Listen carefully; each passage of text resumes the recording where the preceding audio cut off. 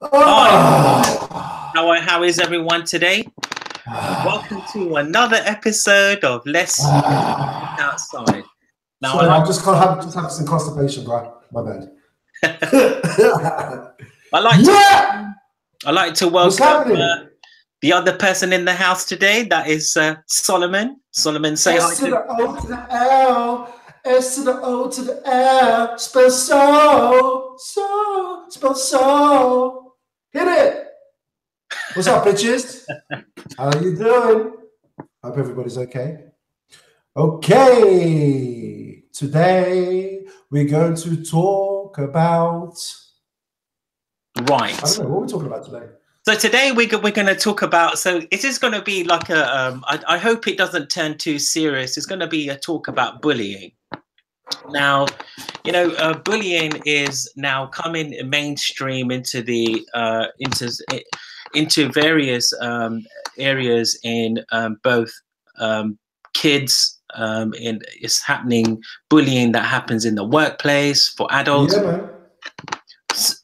So it's kind of like we're going to happens at home, happens in the classroom, shit, happens in the bedroom, depending on how you like it. But it's not right. But it's not right, bitches. You hear me? Word. Yeah, and that's it. Like as Sol said, it happens in the family as well, and it's really looking at what is bullying and how have we come over the last 30, 40 years with this topic. So I hope it's not going to be too dry today. So so let's kick start. So what is bullying? Well, bullying is really one person who is taunting, traumatizing, harming another person, both for as vengeance or just nitpicking, or just sick little bastards just running around. These sick little sicko bastards, little Hitlers running around, bored, and they just want to pick on the weakest kid. But it's all good, baby. We got your back. Yeah, exactly. And so it's really looking at. So if we look at in children, teenagers, really, the pressures that they have with peers from both in nursery, during the child, that nursery, then primary school, so years of 4 to 11. Now, what happens in children? So children that if they some kids are just they just want to have fun, they just want to play, but what they really may experience is bullying. But yet the child, you can't really tell if the child's actually being bullied. And so the only way you can really know is if their behavior starts changing. Really that they're more quiet. They don't really talk to other people. They keep to themselves. They don't really want to talk about how their day went. Those kind of signs are really showing that the child is really like being traumatized while at school, while at a nursery or primary school. So it's kind of like looking at what is going on with these children. Why is they're getting bullied so badly, and what is it that we can do to really help these types of children? And so it's really, I don't know, it's like for myself, when I was so for me, I've been bullied. I've been Listen, mum doesn't count. Mum doesn't count. Man up, bro. Yeah, and I was really bullied at school, like very heavily.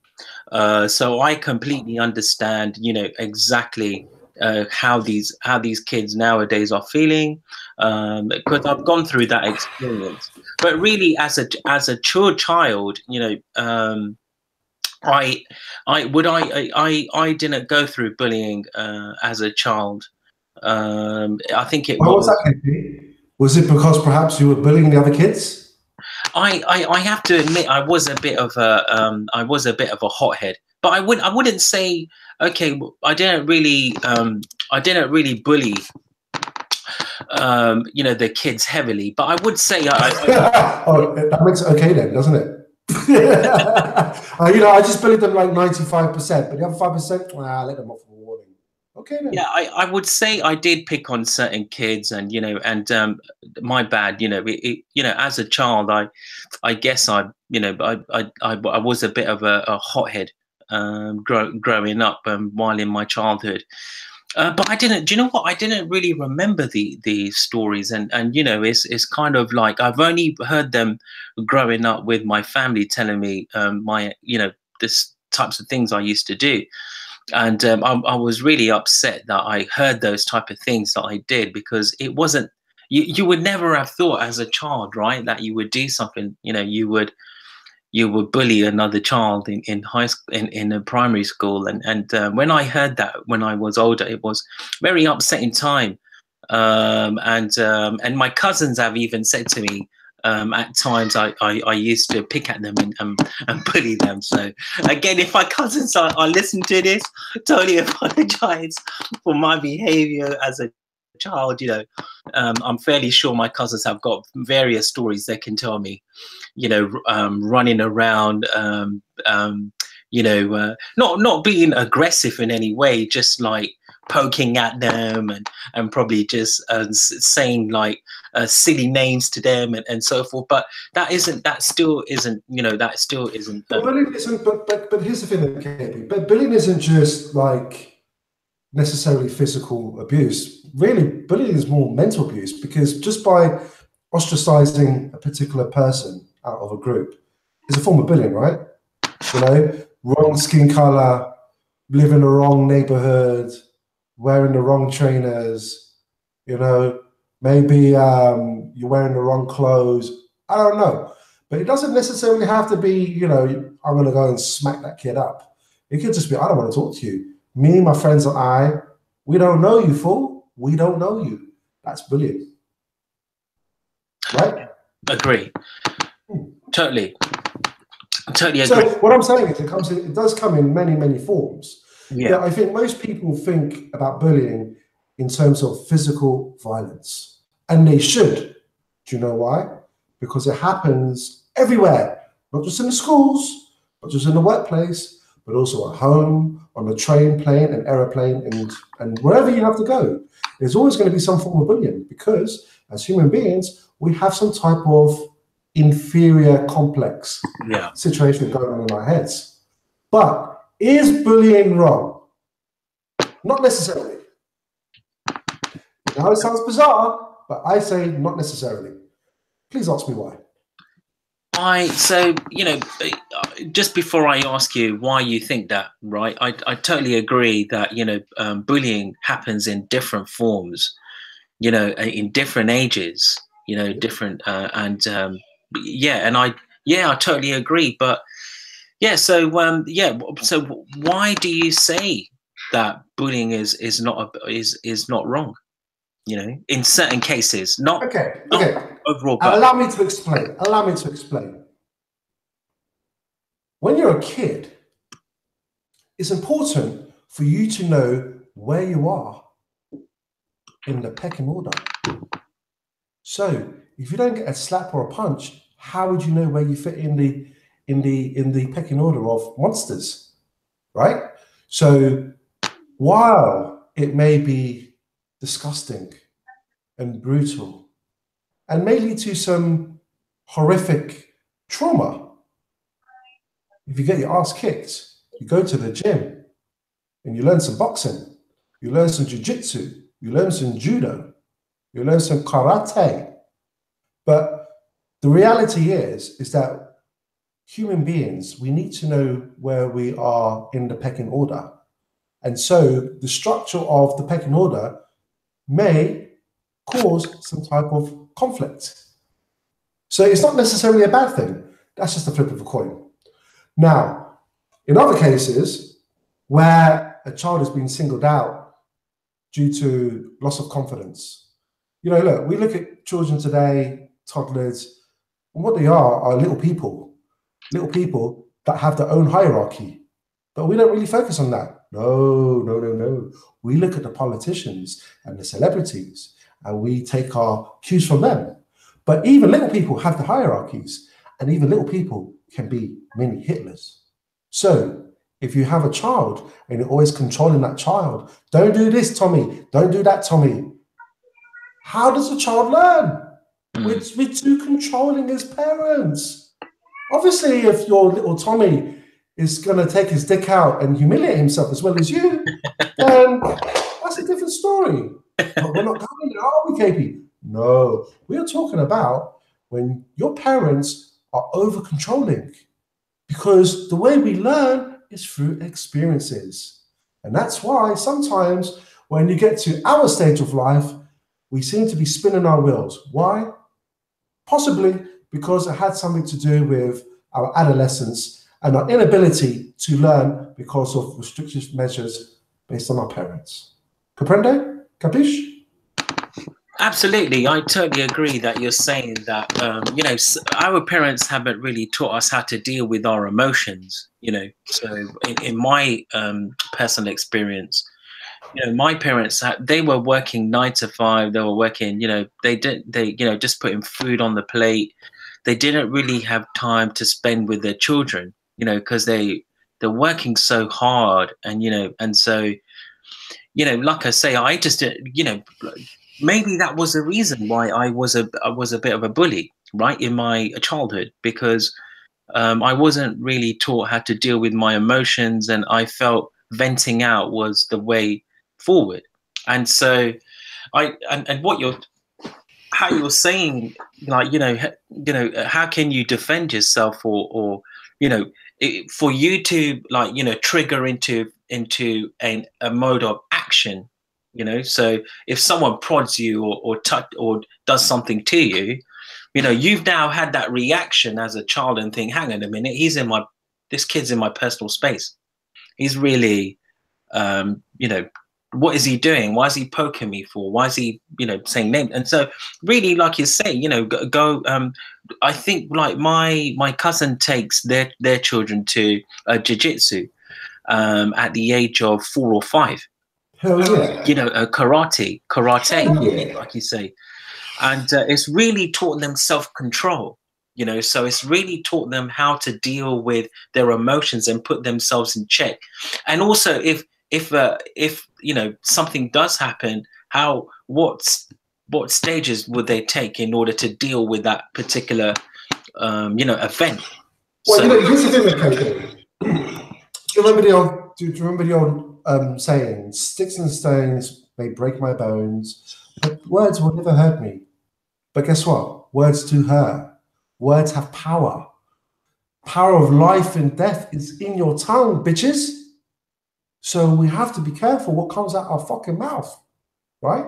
So the thing is, words do hurt. And when you start to internalize those words, I'm not saying if I call you a fat pig, you're going to turn into a fat pig. I'm not saying that.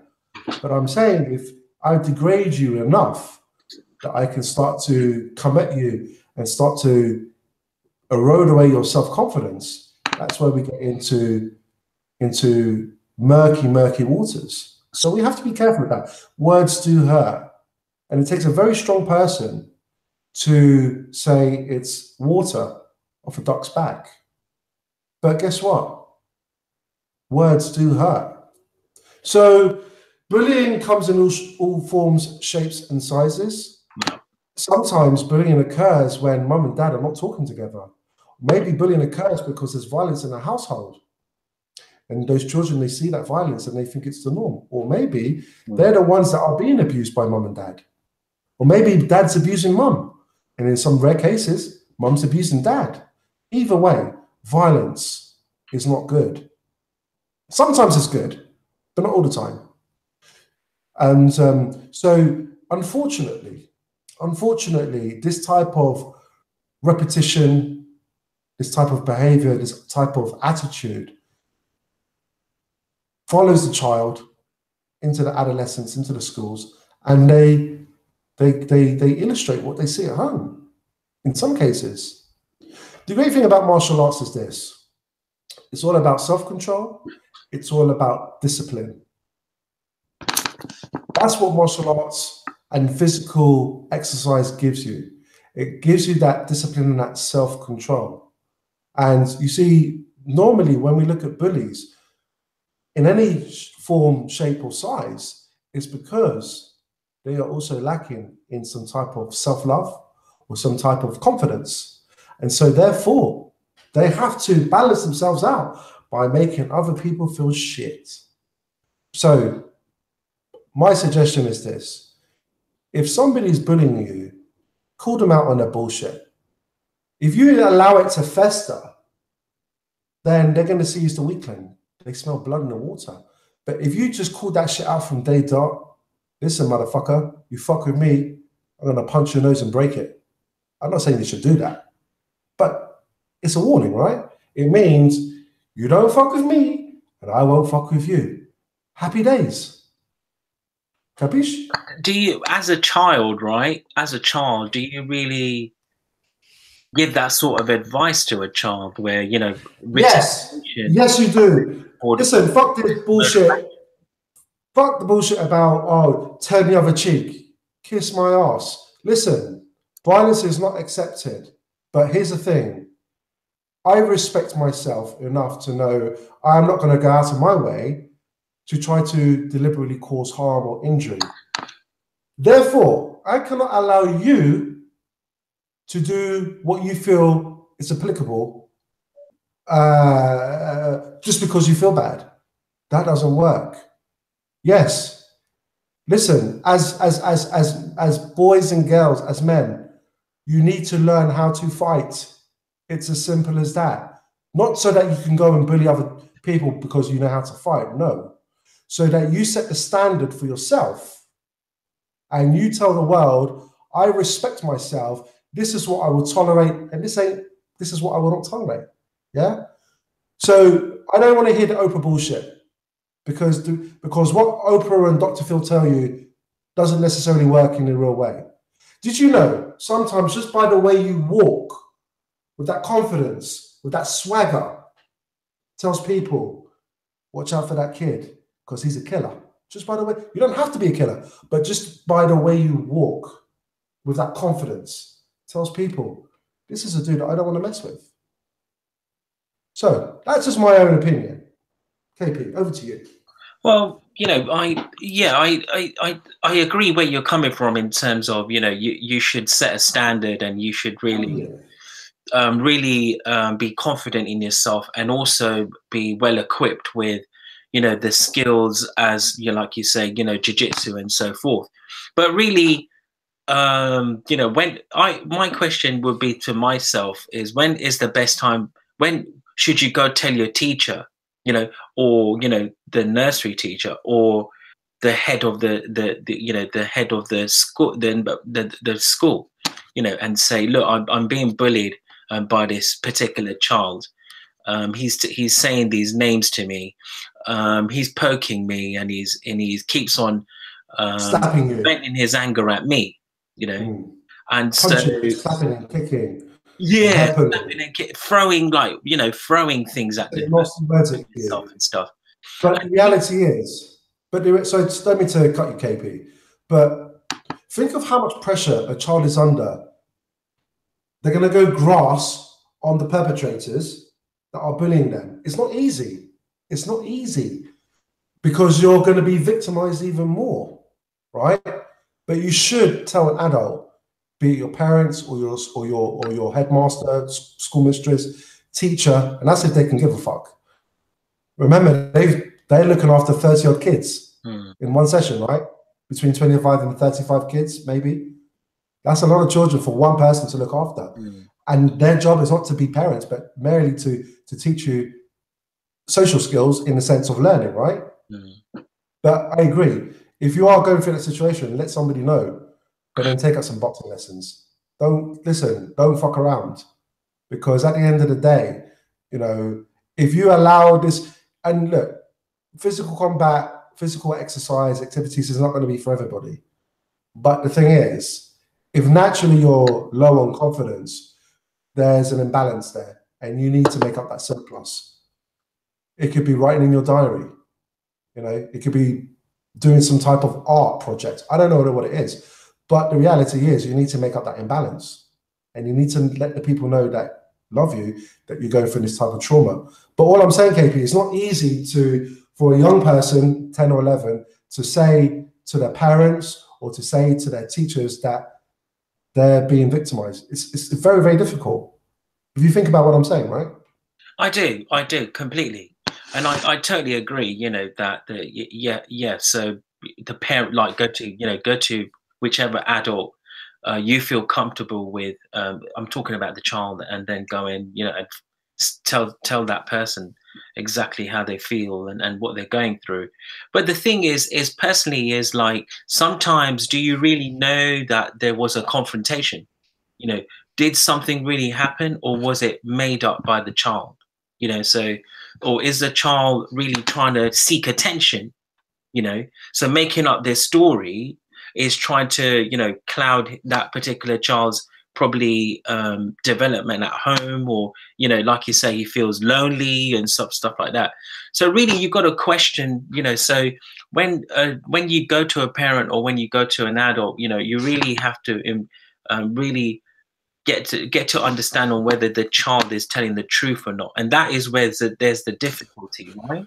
Yeah, but KP, I find it difficult to believe that a child will self-harm for the fun of it just because they want to, for example, be a dick and make up stories. And I'm not saying it doesn't happen. It does happen. In rare cases. In rare cases. But usually, when a child has been bullied, they're very withdrawn, they're lacking in confidence, usually loners, not all the time, usually loners. And perhaps their focus on their schoolwork is not there because they're dealing with so much shit, so much crap. And it's down to the parents to be aware. Listen, we all enjoy having sex, but the present of intercourse with your wife or spouse, whoever, is that bundle of joy. And it's your responsibility to be a guardian to that youth. I'm going a bit ragga, a little bit Jamaican, yeah, so bear with me. To that youth star. You understand what I'm saying, yeah? So you cannot be completely disjointed and think that it's all about working. I have to work to put food on the table. Listen, those excuses will lead to young suicidal deaths because you're not paying attention, motherfucker. You're not paying attention. Yeah, you're too busy involved in yourself, and you're being selfish, and you don't. Indirectly, you're not being a good steward of that child. It's your responsibility to find out how has their day been, right, and to really know your child through communication. But this is not about parenting. This is about bullying. So yes, and I totally agree. I totally agree. Parenting is must, right? But with the society, with parents who both are in full working, right, and they're both in employment, they're both working 9 to 5, or even some people work 12, 13 hours. I get that. And it's really difficult to come home and then switch off and then have family time, right? I get that. And I totally agree that parents, no matter what job they're doing or what other commitments they've made, they should always spend some time with their child to really go through how their day was. Just really play with them. Just really get to have at least playing is very important. And this goes back to what I was saying earlier on. Allowing children to play is super important. That's how they learn. Unfortunately, like myself and like many people out there, that when you come perhaps from very conservative backgrounds where the MO is children should be seen and not heard, that is a very, very destructive sentiment to adhere to, very destructive, because so that you can save face and keep up this great posture, this great reputation that you're a great parent and your house is in order. Fuck you. It's bullshit. You're ignorant and you're naive if you think that that's the mentality that's going to carry the day. Playtime is super important, super important. That's how these little Hitlers evolve and become perhaps bigger Hitlers, right? It's through playtime. When you watch a lion cub playing with the male lion, you know, and getting on the lion's nerve, on the male lion, right? When they're in the pride and so forth. That playtime is super important. When the cubs play together and they start wrestling, that's why wrestling with your children is important. Fathers, allow your sons and daughters to wrestle you. Because if they're doing it in Animal Kingdom, then it must be okay in our society for that to happen, because they want to test their strength against yours. It's all part of the learning, ladies and gentlemen. Don't give me that bullshit about you don't have enough time. Make time, because your children will become your legacy. And if you don't make enough time for them, somebody else will be, and it might not be the right person. Just saying. That's correct. And, you know, connecting with your child is so important.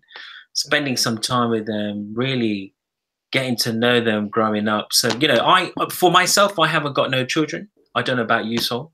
But for me, I've got nieces and nephews. And, you know, so my niece is living with us at the moment, and she was a baby when she moved in. And when she moved in, well, did she come to the front door and said, "Here's my case, motherfucker, take me"? And so she was only like 3 months, right? And so, you know, I've got loads of nieces and nephews, but I've never lived with my nieces and nephew because my sisters live away. But when my niece came, she was 3 months old, you know, and that's where I've really seen, you know, a child growing up to really looking at, you know, how much, you know, looking at their behavior changing while they get older. So now she's 3 years old, and she's a wonderful child, and she's got so much love and so much attention she gets. You know, that she's just, you know, a good kid. She's a great all-round kid. Of course, she's not, you know, don't get me wrong, she's not a princess, as I would say, you know, getting all of her way and stuff. But, you know, we're really teaching her the right and wrongs. We're really teaching her how to vent her anger. And my sister, you know, is doing, as you know, a superb job with that. But really, like, from a person, I can't really say to a parent, you know, that you should do this, because I'm not a parent myself. But I have experienced as an uncle, you know, living in the same household, you know, how children are affected by just your behaviors. That let's not forget that children are very, very smart. Children know how to manipulate adults from an early age. In fact, babies know how to manipulate the mum as soon as they come out the womb. So while we can give all this emphasis on parental guidance, we also have to understand that, especially nowadays, it seems that every generation is becoming more and more loaded and smarter than the previous generation. There's something in the water, obviously. But children know how to manipulate adults. But the bottom line is this. I believe that a successful adult, usually, and don't quote me because I don't want to generalize, but in my opinion, comes from mum and a dad. Yeah, because you need that masculine energy so that the child doesn't know how to pass the boundaries. Setting boundaries is super important, I believe. But it also needs that feminine energy that will nurture the child, not just feed and clean and all that kind of good stuff, but that will nurture the child emotionally. That's why mum and dad need to be present in that child's life, whether mum and dad are together or not. But again, this is not just bullying. Bullying is a social problem. It's not just an isolated incident. It's actually a societal problem that needs to be addressed. But at the same time, because of our unique characters, the diversity that we have, we're always going to be put into this vacuum of we are going to be tested. From as soon as we come out the womb, we're going to be tested, right? So being tested is not a bad thing. Again, it allows you to know, in terms of a litmus, where you are in the pecking order.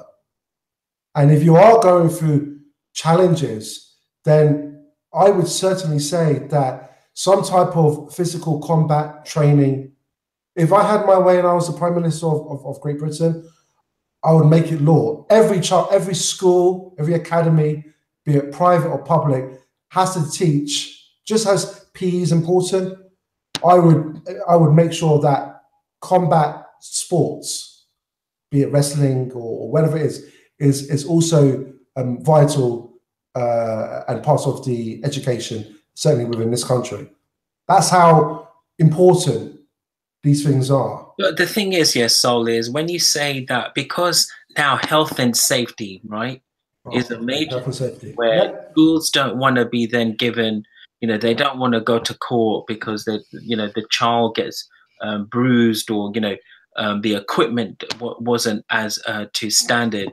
And so a lot of, like, when I was at school, right, we used to have, which was back in the 1900s, obviously. Right.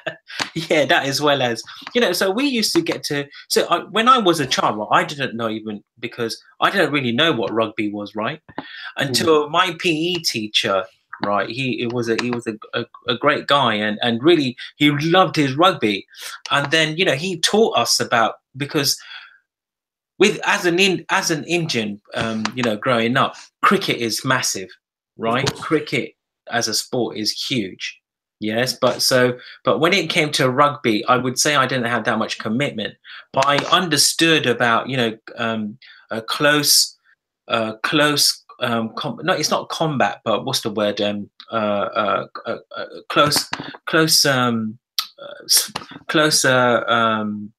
Bodied sport, right? And then you're very sexual, by the way. When you're sounds very sexual. Yeah, exactly. What kind of sport are we talking about exactly again? Remind me. All right. Close combat. Yeah, body rubbing. Right. Yeah. So it's clubs. So that particular. I don't know how to describe it. You know what I mean, right? So rugby was great because that really taught me about how to really be your masculinity, and then using that and driving that force to chase a ball around. Basically. Yeah, but also the great thing about those types of sports as well, it's about working as part of a team as well as individually. Everybody has to play, especially rugby. Of course, we can talk about football, and for those watching in the United States, soccer. But in rugby, it's all about the group. It's all about the team working together.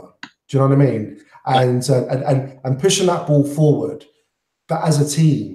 You have, so in rugby you have lines, so it's about keeping the structure of those lines so that when you're being taken out, that the ball keeps moving forward to your next man who's in your line.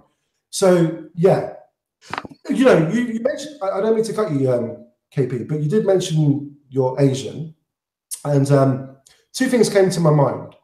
Many Asian, specifically Indian people that I have relationships with, they tell me a very, very similar story, in so much as in their society, and hopefully you will validate this for me, that showing your emotions behind closed doors or in public is a big no-no. There's a big hoo-ha in terms of, certainly from the older generation, that the first immigrants that came to this country, first or second generation, for example, when their offspring that were born in the land that they emigrated to.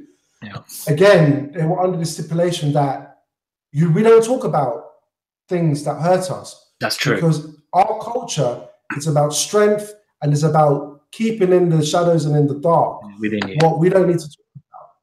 And I think actually we need to break down those barriers, not just in the Asian community, but in every community. We need to talk more. We can't be guessing what's in the person's mind. And we can't be judging a person because they're saying that they feel a certain way. We need to be more like neighbors rather than judge, jury, and executioner. So I just wanted to bring up. And the second thing I wanted to bring up was, well, back in the day, You know, when slavery was dismissed, can you imagine the Indian man in the field, like trying to pick cotton? Really? Because I don't see it happening. My man was like, no, no, no, no, no, no, no, no. I can't pick the cotton, but I can do your books. I'd be a good accountant. so when you mentioned rugby, I was quite surprised because if you look at, for example, the Premiership, you don't see any Asian players at all. When you look at rugby league, you don't see any Asian players, dude. And these guys have got talent, but they're not being pushed. There's no drive. So I thought it was quite interesting how you used rugby. Do you know what? Because, you know, like you say, our parents of first generation came to this country, right? They wanted their children to really pursue professional careers within, you know, so for an Asian, and I'm fairly sure every other Asian has told you this, that most of our parents want us to be doctors, engineers, lawyers, you know, the high professional jobs, right? Or in my case, IT, right? and so it was like, I totally agree that sport wasn't really pushed for us growing up. Yeah. And if I had the opportunity to be pushed, because I was a fairly good footballer, right? Growing up, I wasn't that bad, and I would, you know, if my parents really pushed me to sports. You come across as a Liverpool supporter back in the day. For some reason. I was, yes. So I was a glory supporter when Liverpool were in their reign, and then in the 80s and the 90s, and then after that, you know, I you know, because I was chasing women, of course, in my teenager and then adolescence, I kind of came off football, which was really bad. I should have stuck with it. But anyway, but like you say, but I'm so glad, right? My two nephews at the moment, bless my sister. So my nephew, who's the oldest, he's 10. He is a avid swimmer. He is in his school. He is competing in competitions nationally for swimming competitions, and he does a front, and he's so versatile and diverse that he can do backstroke, front stroke, he can do all. And then my other nephew, who's 6 years old, he has been scouted, right? So he was scouted in his local school, and now he's been given the opportunity to really to become a Watford in the youth, not the youth, but is it youth? No, not youth. What, youth trials for football or something like that? Yeah, so the children's football club, and so they've put him in the academy, right? So that is a great, and my parents are like driving them around to all these events across the country, and it's really wonderful. Because you know what? Because little Pritesh one day might be a superstar like Cristiano Ronaldo. So from a parent's point of view, we're talking about 2018, but if this happened back in 1980, man, it ain't gonna happen unless it was under exceptional circumstances. But when we're talking about the ethnic minorities, please listen. Sport is secondary. It's all about money. So what I'm trying to say, KP, is that we've got to also compare back. Okay, let me give an example, right? I may have mentioned this before, and I don't mean to hijack your convo, but I think you already have, so you must. I know. But we can't compare the society of 1950 to, for example, to today's society. Right? We can't compare the 1950s to the 1990s.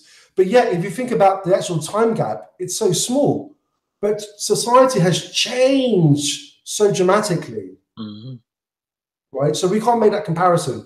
So I just thought it was interesting for me to kind of like highlight that in terms of the wider picture.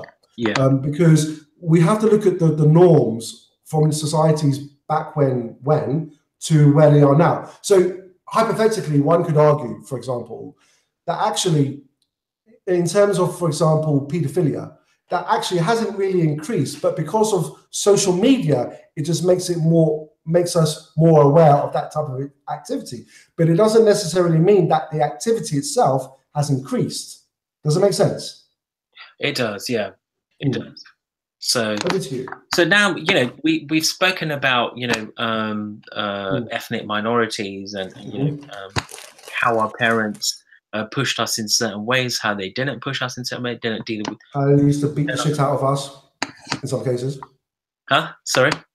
How they used to beat the shit out of us in some cases. Yeah, well, I will go with that with you. I just wanted to move our conversation away from children to teenagers. Yeah. So at the time when they moved from 10 to 15, like, so 11 to 15, 16, 17, you know, that age group. Now, really, you touched on it, right? When we were in school, right, in the 1980s, 99, we didn't have, right?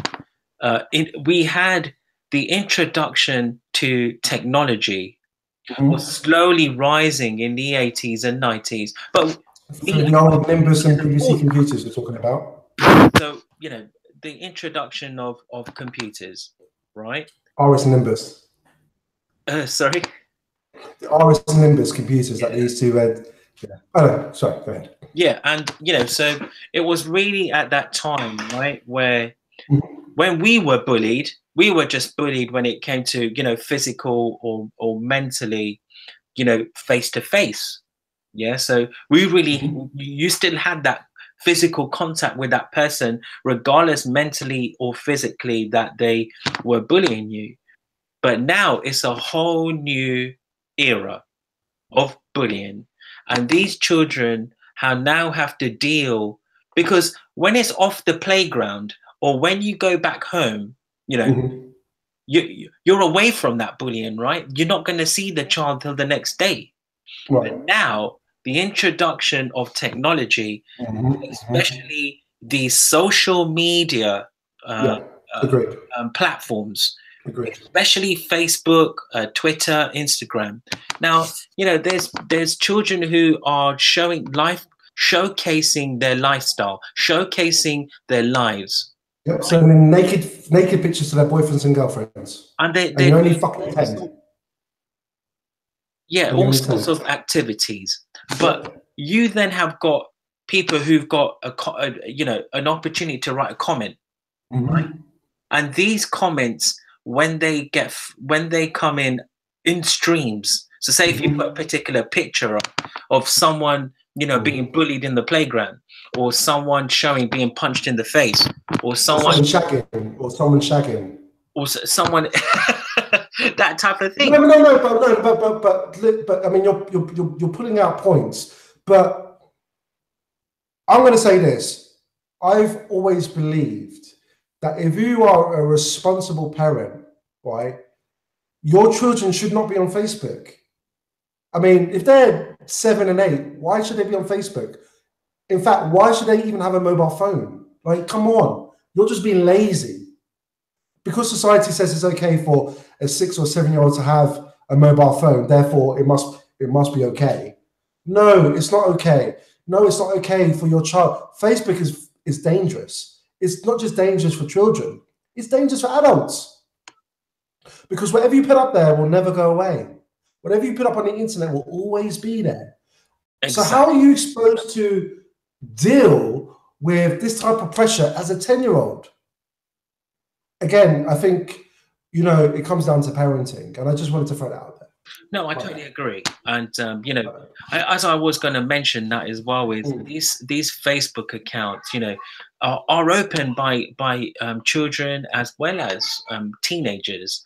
But they don't really understand what are the consequences of them posting these pictures up, because you're going to get bullied. And when we were back in school, you know, we could walk away, right? We didn't have to deal with it after. But now you get a ping on your phone, you've got a message, you go check the message. When you said earlier in the conversation, words, what words you use really hurt. Yeah. you can use all barrage of different, like different types of really hurtful words, you know, on the screen, and those will then be recorded. Yes, you know, you can eventually get Facebook and, you know, get them to remove those comments. Mm-hmm. But the thing is I feel that social media has a massive responsibility for these children, right? To have a safe experience while using their platform. And I feel that social media, yes, they have got family options, you know, and privacy options and so forth for that child. But the thing is when do parents really monitor the activity or what the child's doing on their Facebook? Again, KP, this is the issue again with technology. I mean, we're talking about young adults now, but even for us older adults, we're still coming to terms with the residual effects of social media. Remember, it's only been introduced in the last 15 years, right? Right. Not even 15 years. Facebook only came out about 10 years ago. So 10, it's about 10 years ago, no?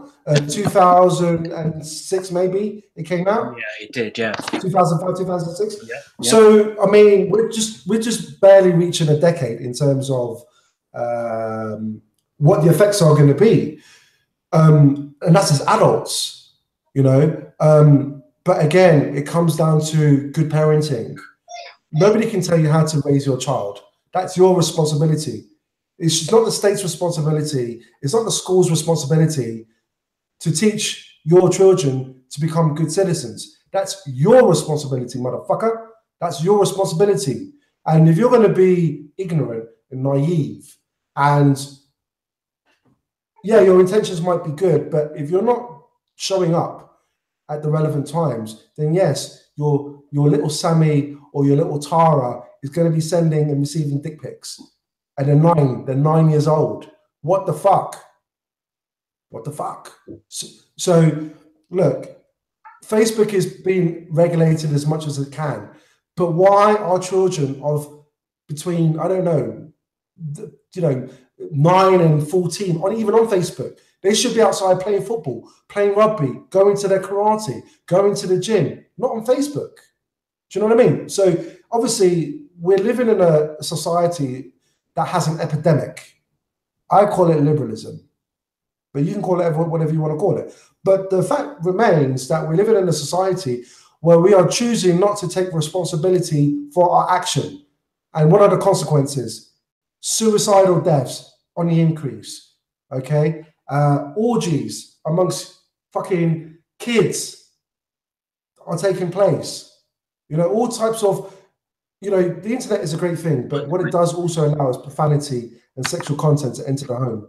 And if you're not on your guard as a parent, if you're not monitoring and sanctioning certain websites, when you are not at home, you don't know what your children are doing. You don't know what your children are doing. I totally agree what you mean by nudity. You know, children are now, you know, they're exposing their bodies. You know, dude, like you say, so mad. It's so crazy. 14 to 15, 16, 17, and you know that. You know, it shouldn't be. How can they? You know, they need to police that. You know, they need to. So the parents need to kick the shit out of their children and actually take responsibility. And when I say kick the shit out, obviously I don't mean physically. Yeah, they only in some punish cases. them in other ways. In some cases, right? But I don't think. Well, I say that because, you know, I came from a background where physical violence was the norm, right? And it was socially accepted through religious beliefs and just through society of that time, right? But actually, science has proven if you have an animal and you want an animal to obey you, if you provide them treats rather than punishment, they actually respond better. And the same scientists have done and developed the same experimental tests with children. Same thing. But I will not, listen, for me personally, there's nothing wrong with spanking your child, right? Unfortunately, we're living in a time where the power of being a parent has been removed from us to such an extent that you can no longer punish your child through physical means. So now we've taken that away from the parent, right? And when you're in that situation where you're dealing with a rebellious teen, right? Sometimes it's not about just dangling the carrot. Sometimes you've got to show them the stick. Do you know what I mean? Because like I said, you don't fuck with me and I won't fuck with you. No, and as a parent, I don't like this idea that we should become our offspring's best friends. Like, no, you're a parent, you're a guide. You gave birth to this beautiful human being, but your responsibility is to guide them, not to be their best friend. But look, that's just one objective way of looking at the situation. And not everybody's going to agree with that. Because, you know, having a strong relationship with your children is you are being their best friend in a sense, right? But then you've got a fine line between, you know, letting them, you know, get away with particular events and punishing them. And the way to punish them, you know, is through various means. And you know, you know, because I'm not a parent, right? I can't really give advice on what they should do. You know, I've watched certain particular programs that come on TV about you know, where you've got really children who are really what's the word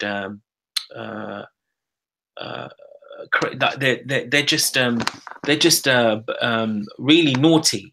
Right, they're really naughty kids, and so there's this nanny that shows and I've seen that TV show.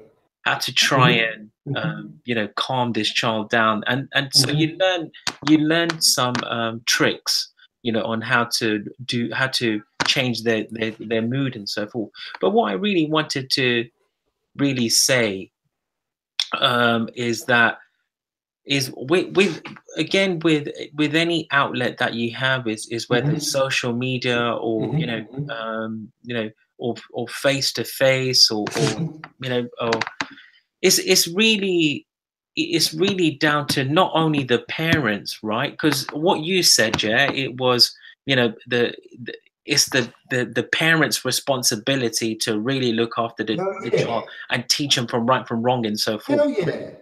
But what it is that governments, national bodies for education, you know, they should really have policies in place to deal with, because at the moment there's no national standard on how to deal with bullying. It's a case per case individually in the schools on how they deal with these things. Again, I don't. We will not necessarily see eye to eye on this. On the same point of view, right? Because we look at the world through our own experiences.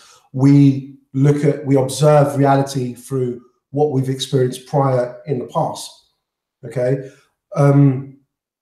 but again, we're living in an age where we are being bombarded with social media and the awareness of each other, not just in this country but around the world. So let me give you an example.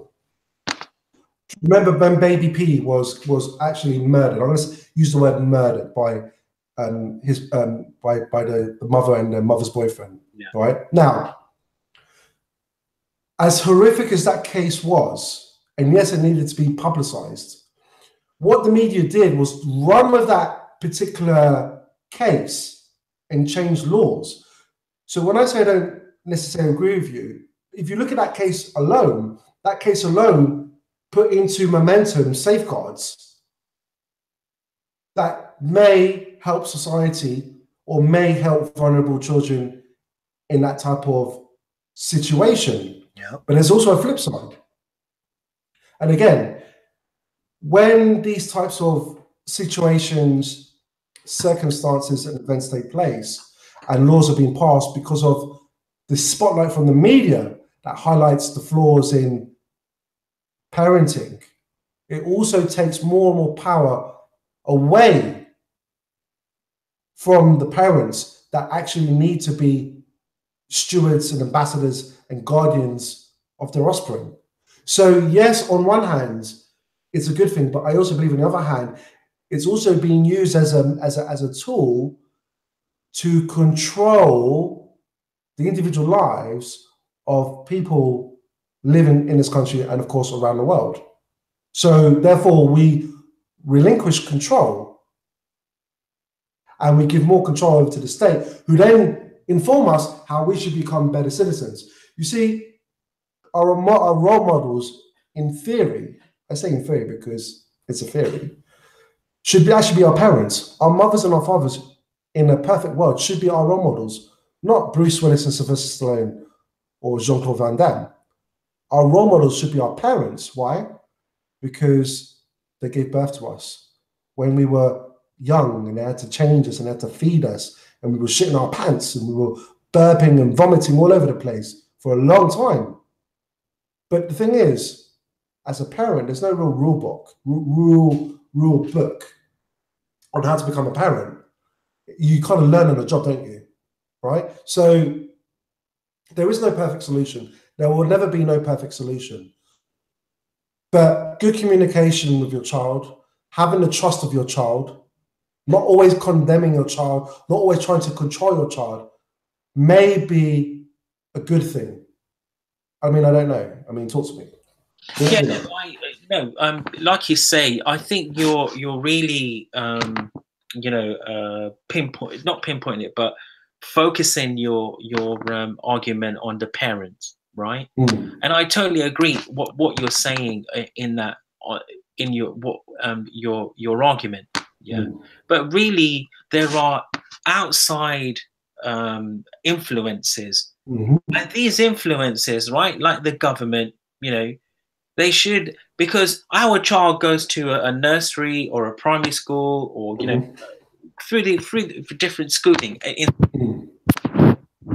As a government, they should really provide structure in terms of bullying, and also technology companies, right?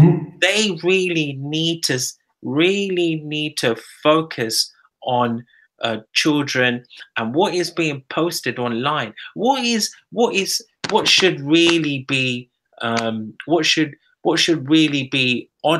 photos should really be online, and what photos shouldn't be online, and but KP, again, now we're moving in a different direction beyond just bullying and parenting. Yeah, now we're moving into another direction of regulation of the internet. And now, because because you're talking about posting online, should there or should there be not more done in terms of explicit images, right? Exactly. But now we're moving into an area of, do we now regulate the internet? Okay, so again, we're not going to find a perfect solution, because we live in a world that's not perfect and it's a fallen world. But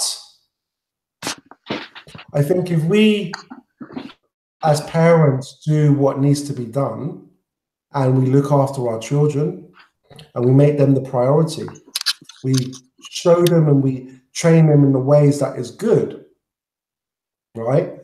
Then there's a good chance that they will become a better version of themselves. And that's what we really want. We want our offsprings and our legacy to reflect the blood, the sweat, and the tears of the past. Capiche?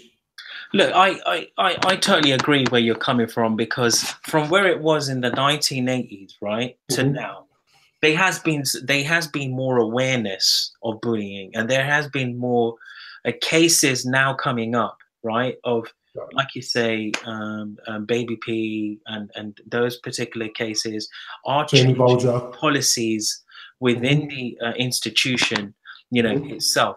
And that, that is, social care and that side, right? But it does really have an impact on schooling and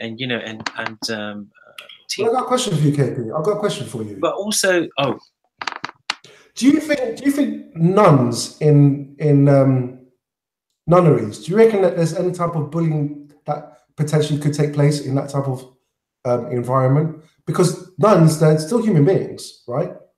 And they might be doing the will of God or the Lord, but who's to say that bullying doesn't take place in nunneries, for example, or in the Vatican, for example, between different, I don't know, bishops or whatever they're called. Yeah. So the problem is inherent to the human condition.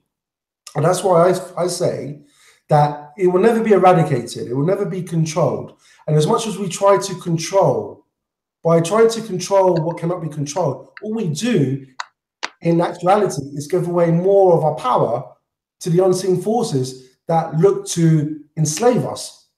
And I know it sounds loopy and it sounds, oh my God, he's going to step into the conspiracy theories, the Illuminati. No, motherfucker, I'm not. I'm just being logical. I'm just being logical to say that we have to accept that we're not going to live in this clean-cut world. So deal with it, but you can only do what you can do as a parent or as a child. If you're a child, listen to your parents. If you have good parents, listen to them. Yeah. So I wanted to talk about, we had a, me and yourself had a previous episode. We spoke about manic depression, right? And mental health. So yes. Now I really do think bullying is linked to depression, right? In every, like, from children to teenagers to adults, right? And so, like you're saying that we should, like you say, society as a whole, in like most cases, brush it under the carpet, right? These children don't know what to do. Go tell their parent, but what their parent does, oh, don't worry about it, just brush it under the carpet, in certain circumstances. I'm not saying every single case it happens, and that's what I'm saying. And like you're saying, you linked it to suicide rates as well, right? In teenagers, so teenagers now are getting depressed from getting social media bullying, cyber bullying, to again happening physically to them, so they can't get away from it, right? I read a report. I read an article the other day that a girl, right, because she was a black girl, right, and she loved, like, her maths. She just loved maths, but because she was bullied so heavily by the other children, she committed suicide. It's such a sad story.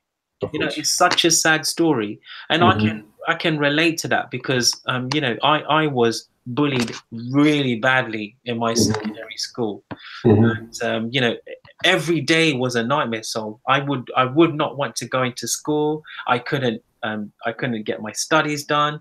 I don't even know how I passed my GCSE, because it was so bad. Right, it was so. Every day I used to hate going into school because I was bullied so badly by a group of kids.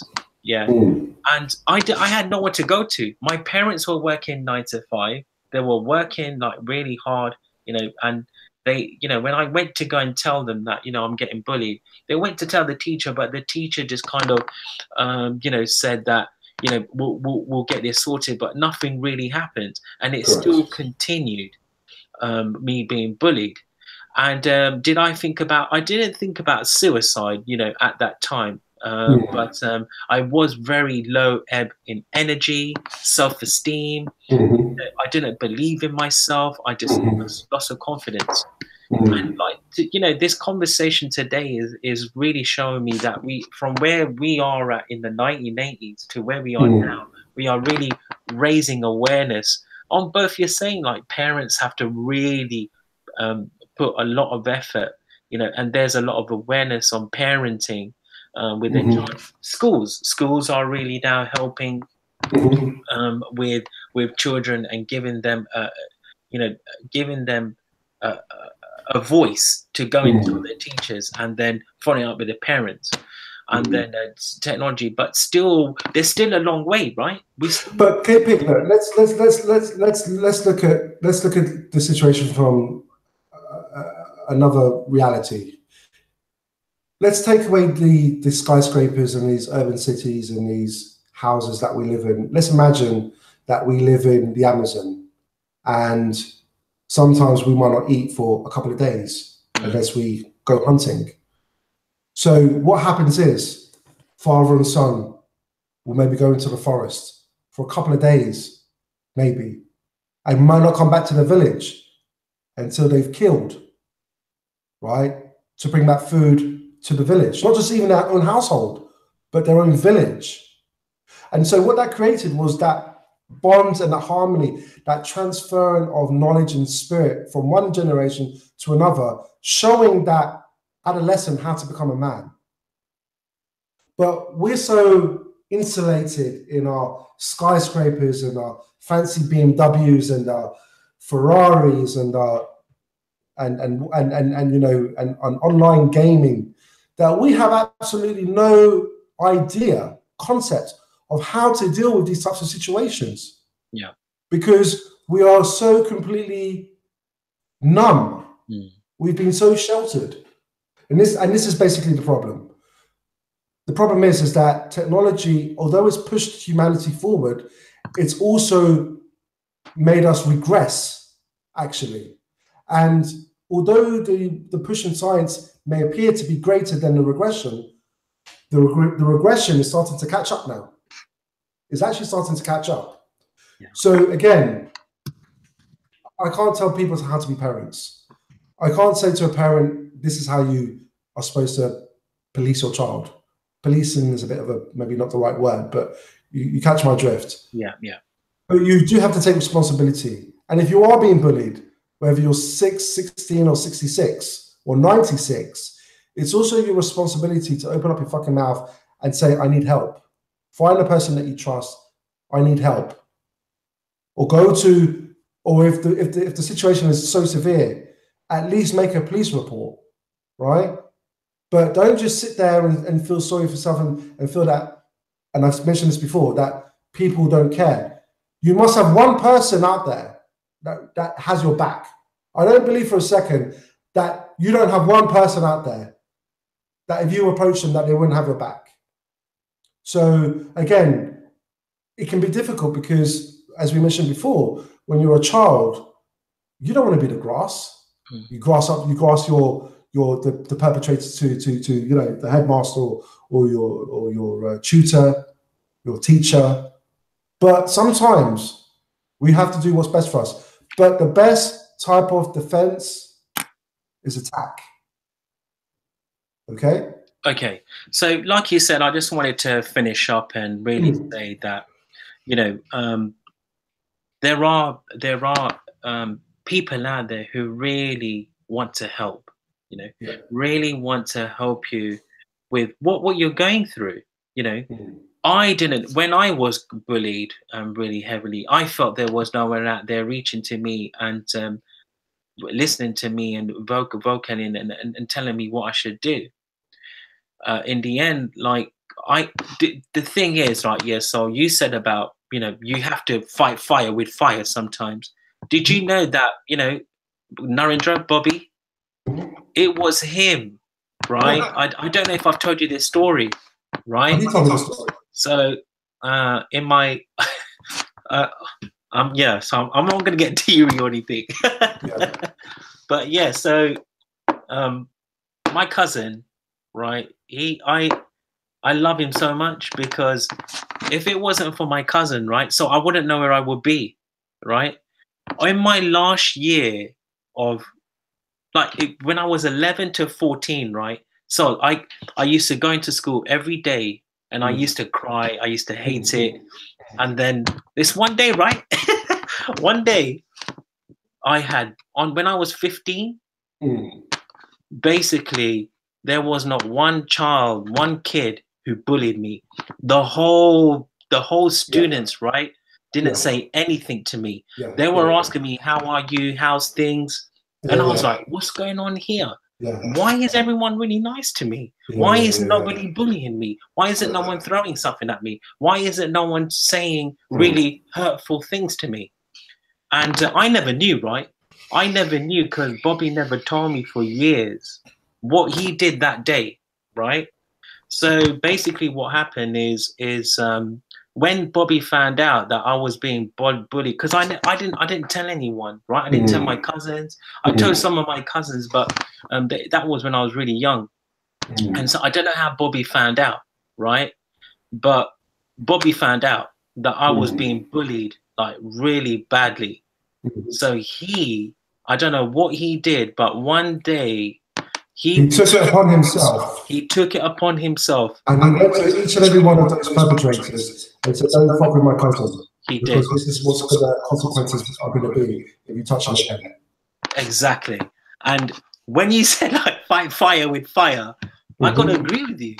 You know, that my cousin, if it wasn't for him, so I don't know where I would be. I might be in prison.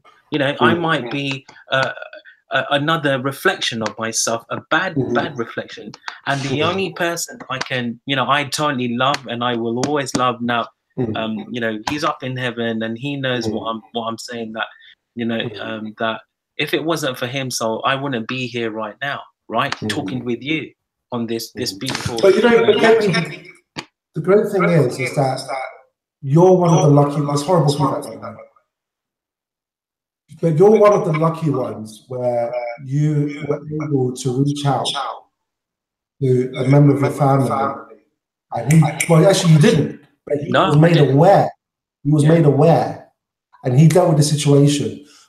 But unfortunately, there's so many people that don't have that. Yeah. They don't have that. So why don't you give them some information? I will also put it in the description of charities that they can call for free that can provide some type of assistance. Because somebody will listen to you. Exactly. You don't have to like face this bullshit by yourself. No, you shouldn't be tolerated. Go on, you can go to your parents and talk to them, and then their parents can ring hotlines. Now there's one called National Bullying Helpline. You know, you can go online and you can write, you know, if you don't want to give your details, you can be anonymous. And you know, even the child itself can ring. You know, NSPCC is another a charity. You can go to Charities. You can actually go if you feel that the school. And what about the helpline? There's a helpline. There's a dedicated helpline for people that are vulnerable. They're open 24 hours a day, 7 days a week. Someone will pick up the phone. I think it's an helpline. But what we'll do, we'll put all those details in the description underneath. So if you are faced by these types of challenges, then don't just sit there like a lemon, right? Take action. Reach out. Take action. Reach out. And I really, if you want to talk about anything about my experience and how I dealt with it, you know, I'm more than happy to talk offline with you, with any person who's going through that particular trauma ordeal. Now, I've got to say to you, I'm not I haven't got any, you know, medical profession. I haven't got, you know, I'm not a counselor or, you know, but sorry, Mum and Dad. Maybe you didn't make it as a doctor. Sorry. But yeah, but so sorry. I really want to hear your story, and anything that I could help, I would love to. So yeah, reach out to me, and I can tell you how I dealt with my unfortunate during my early adolescence, and give my experience. But I like to thank you everyone today. I hope it wasn't too serious. I think we made it quite light-hearted in areas. And again, I would thank everyone. And like Sol said, please comment us down below. Would love to hear what you have to say about this video. And yeah, so I look forward to speaking to you guys tomorrow. Indeed. And also remember to like and subscribe. If you find that you're being fed emotionally, spiritually by the types of conversations that are taking place on this webcast, then please subscribe, support us with your subscription and your comments and your likes. And yeah, we appreciate you, we love you. And on that note, take care of yourself and each other. Ciao, Absolutely. Ciao. Take care. See you later. Speak tomorrow.